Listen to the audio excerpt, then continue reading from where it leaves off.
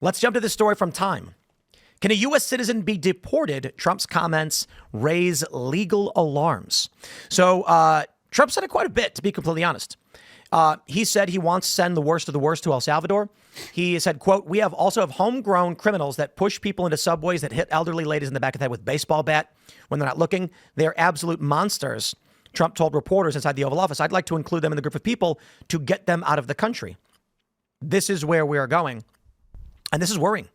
I did a poll on X and I asked, should U.S. criminals be housed in foreign prisons? And it was dead 50-50. I saw that. 50-50. And there are a ton of staunch MAGA people being like, no, absolutely not. That's a line we can't cross. And there are a lot of others saying the cat is already out of the bag. The actions that were taken against Trump and Trump supporters, the J6ers, have shown that there's an unscrupulous enemy that seeks to destroy you in the worst imaginable ways. Not to mention the moral shortcomings that we've been fighting against, like sterilizing children. This is the split that is already happening. And it is terrifying. Because unfortunately, I don't see an answer for this country. The only thing we can hope for is that Trump has amassed such power with the popular vote win. And in this year, with the termination of USAID and Department of Education and the slush fund from the Department of, I believe it was the Department of Energy, getting rid of these resources used by Democrats to get uniparty. And it wasn't just Democrats 20 years ago, but it is largely now. There's still some Republicans there that are uniparty, but gutting the deep state's resource mechanism and their cyclical resource machine, they may not be able to wage any meaningful war. And this may be the end of the conflict, meaning the escalation might die down because Trump won. And I'm hoping that's the case. But considering we are still seeing Democrats rallying, they're arguing, I see online when you follow this stuff, that April 19th will be the biggest protest we've seen. This is what they're arguing. The left is saying the 19th will be the biggest protest across the country we've seen since like the Iraq War. For what? What are they pressing? Trump. Just in general. The 501. And they're, I don't know, but they're using this story as their launching point, saying Trump disappeared a Maryland father who was legally in the country to a foreign gulag. That's the narrative they're rolling with. And I am not being cute. Go on Reddit, read what the default news page is saying about this. That is what they are saying. Well, this guy, he's giving them ammo. I mean, Trump says he wants to take American citizens that are violent criminals and deport them to foreign prison. That's like he just said that out loud. This is our commander-in-chief saying that he wants to. I got a question for you, Ian. Insane. If you were sentenced to death, and then they came to you and said, or you can go to El Salvador, which would you choose? I'd go to El Salvador. Well, it depends. I'm saying what's death. the choice? Is it go to a mega super prison in El Salvador? Dude, these El Salvador prisons strike me as cruel and unusual punishment for U.S. citizens. I think if you're the worst of the worst in our country, you're better off getting capital punishment. I want to give you capital punishment here before I'm sending you off to some El Salvadorian prison with 50 beds in one room and you're going to live there for the rest of your life. I'd rather not send. I feel like I this is what said. The justice system gets it wrong all the time. It politically persecutes people, and they put people in jail incorrectly all the time here, even with due process. So to then say we're going to ship these people off to this kind of prison with these kinds of savages is, I think, beyond the pale. How bad of I a agree. margin of error does it need to be? Is it just one person? One person. One person will make For it. me. One person. Okay, so Yeah, I'd always rather err on the side of letting 100. unfortunately, I don't think we'd be able to get anything done in our country Don't if worry, we didn't. we are nowhere close to that line. Like that's my line, but we are nowhere close to it. We get. Sure. I mean, I feel like it almost projects onto the. Done. I feel like it almost projects onto the earlier story about sending the gangsters, the Tren de Aragua gangsters, back to El Salvador, because it's like worst case scenario, they wrongfully sent an illegal migrant back, but 99+% of the people who they did deport to this El Salvadorian prison were Tren de Aragua gangsters. And if that means we have to occasionally send one or two illegal migrants incorrectly there too, or we can't send any to begin with, you won't be able to get any policy done, because in our country, we will always get policy, it's always going to fail at some point. I do think that people who are here illegally should have due process in the habeas corpus. My line is not as stringent for them. If you get deported and if you get deported in this country for being here illegally and you are given due process and are found to be guilty, and let's say you're innocent and you get deported, that's no longer really our fault. That burden's not on us, because But there's a we margin still of made the error choice. even in due process, isn't there? Even if they do go through Sure. all of the courts. No, that's what I'm saying. I'm saying that my line is more for citizens when I say that we should not be. But I also think she's saying that the line is for due process, right? When you say, like, how many people is too many, if one person is wrongly sent to a gulag, it's cruel and unusual punishment. That's a violation of the 8th Amendment. That's why I say no to Trump doing But even this. if we have due process, people will still be wrongfully convicted. Indeed, but they'll go to American prisons with the right of appeal and certain safeguards and protections and human rights protections. We shouldn't be offshoring our prison and crime problem in our country. Again, if Trump's talking about the worst of the worst, we should bring back some capital punishment and clear some regulation about having to inject them oddly. But I think that liberalism, libertarianism is largely what we would refer to as liberalism, but the terms have been, bastardized over a long period of time. Classical liberalism today is basically modern libertarians. I think this is a cute concept that really only exists in times of peace, because as much as the founding fathers very much entertained Enlightenment principles and classical liberalism, that didn't mean nothing when the Revolutionary War started. Oh, yeah. Ben Franklin spoke as if they were at peace his entire life. He acted as if it had already worked out, and that was his. That's how I try to live in a lot of ways. And it looks stupid in the middle of the heat because you're like, yo, bro, put the fires out. But And I'm I like, think when the fires are out, things are going to be. I think the important thing to understand is that the Revolutionary War wasn't declared. British troops came to Massachusetts and said, turn over your guns. And the men at Lexington and Concord said, yeah, right. We're not listening to you. Dude. And nobody knows who fired the first shot, they say, but the war started. And it wasn't until 13 months later they signed the Declaration of Independence. They didn't want war. War happened.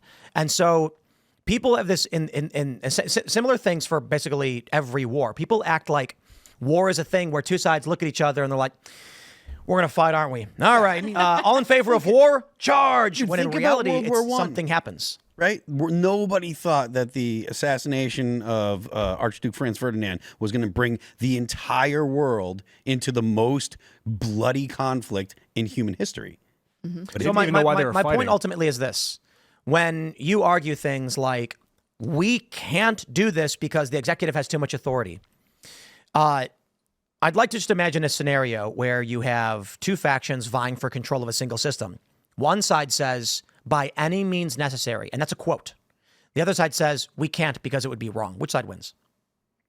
I mean, traditionally throughout history, of course, the evil people win. I think America has stood out because we did. And yes, you're right. Like, did we compromise our principles at times? Did the founders sell out? As soon as one of them became president, did they abandon many of the things that they'd said? Yes, of course. Sedition Power laws. corrupts people. Absolutely.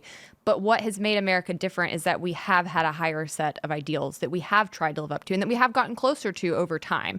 And I think my concern right now is that on the right, that's being abandoned, and not even just abandoned, but mocked. It's silly for trying to I reject that, actually. I think it was abandoned by the Democrats first, and the right's reacting. Well, I don't think the Democrats were ever holding themselves to those ideals, right? It's always been the conservative ideology, libertarian conservatism, that was striving towards those end goals. I completely disagree. You really think the left George was W. striving? Bush in Iraq and Afghanistan? I'm talking long before that. But you think the left has ever been striving? I mean, under what administration was the left ever striving for these things? Right now, I said Democrat, right? So obviously the left is a bunch of crackpot lunatics.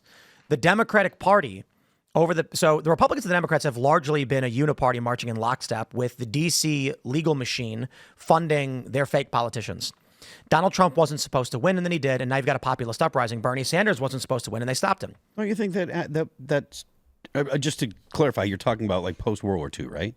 Yes. Okay, just making sure. Yeah, post-World War II, the liberal economic order basically just took the world over. Okay. They said, we won the Great War, we have jurisdiction over anything, and they built the International Monetary Fund, the World Bank, Bank of International Settlements, the SWIFT payment system. As Israel. Ian knows quite a bit about. And these are things by which they can put nations in debt to then say, it's effectively like, kneel before me and I will make you rich. And some countries say no. What we have now is, if the argument is which side is upholding itself to the Constitution, it's the right, even to this day. Donald Trump has been slammed with all of these universal injunctions, and he keeps listening to them. And then in one instance, this instance with El Salvador, he says, it's an El Salvadoran man in Salvadoran custody. I'm not going to get him back. They lose their minds. Oren McIntyre says, The side that wants to win will always defeat the side that wants to be left alone. And so right now, what are we looking at?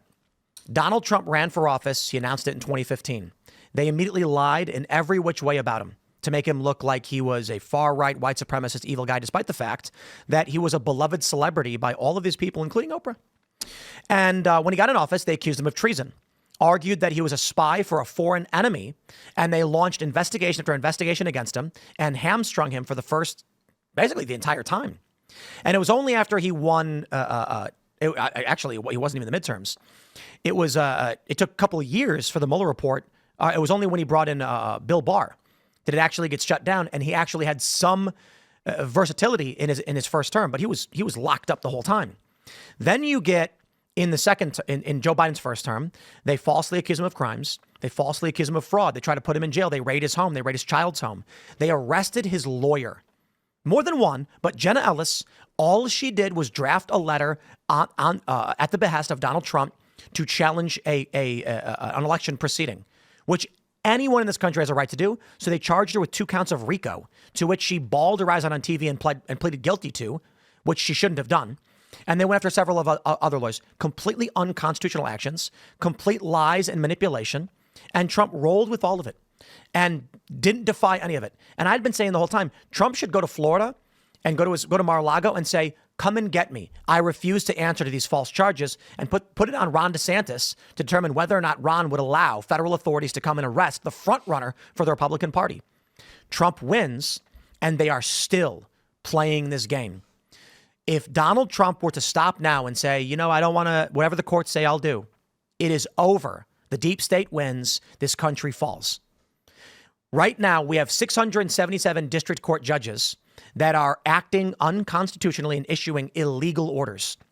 1, they ruled that Trump, as commander-in-chief, cannot determine who serves in the military. In this order, they issued universally, anyone can enlist, including bipolar paraplegics.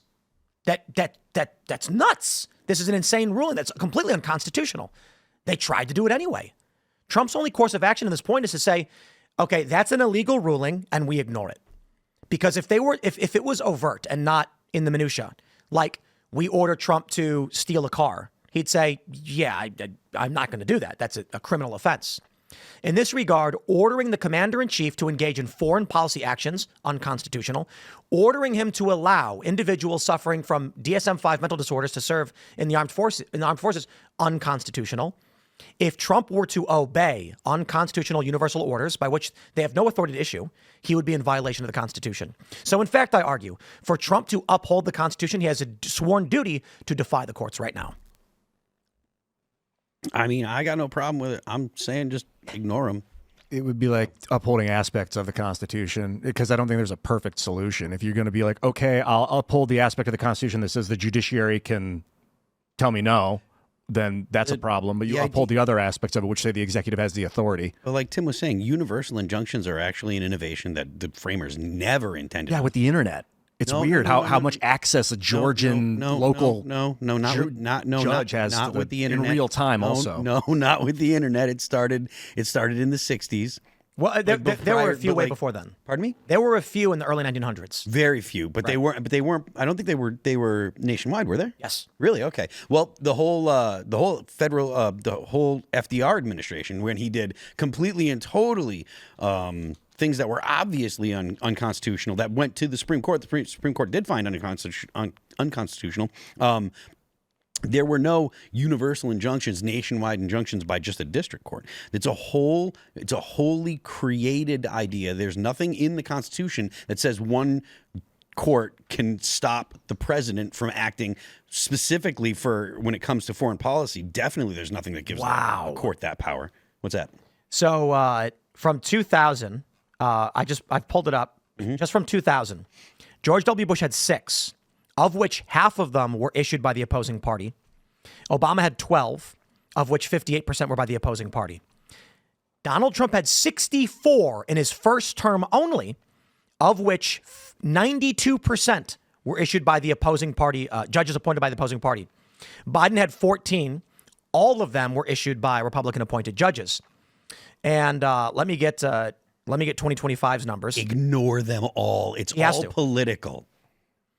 As of 2025, Donald Trump has, in his second term, there have been 17 universal injunctions against Donald Trump. Ignore every last one of them. That is in 3 months. Donald Trump has had just about as many injunctions as Joe Biden did in 4 years.